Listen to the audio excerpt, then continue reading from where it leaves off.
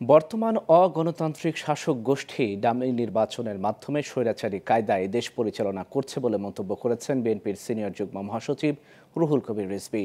তিনি বলেন, দেশের শ্রমজীবী সহ সাধারণ মানুষের জীবন দুর্বিষহ হয়ে উঠেছে। দুপুরে রাজধানীর নয়াপল্টনে বিএনপির কেন্দ্রীয় কার্যালয়ে সংবাদ সম্মেলনে এ অভিযোগ করেন তিনি। রিজভী বলেন, চাল, ডাল, তেল সহ নিত্যপণ্যের ঊর্ধ্বগতিতে শ্রমজীবীদের জীবন আজ ওষ্ঠাগত। গ্যাস ও বিদ্যুতের দাম বৃদ্ধির প্রভাব জনগণের পাশাপাশি শিল্প কারখানায় পড়েছে। এতে বন্ধ হচ্ছে কলকারখানা। সরকারি খাতের পাটকল ও চিনিকলগুলো বন্ধ করে দেওয়া হয়েছে। ফলে বেকার হয়েছে লাখ লাখ শ্রমিক। মানবেতর জীবন কাটাচ্ছে শ্রমিকদের পরিবার।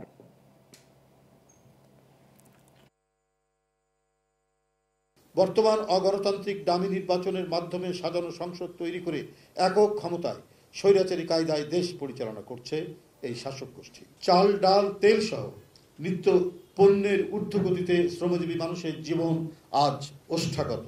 সরকারের গ্যাস, বিদ্যুতের দাম বৃদ্ধির ফলে এর প্রভাব শুধু সাধারণ জনগণের উপরেই নয়, উৎপাদন খাত, শিল্প কলকারখানাগুলোতেও পড়েছে।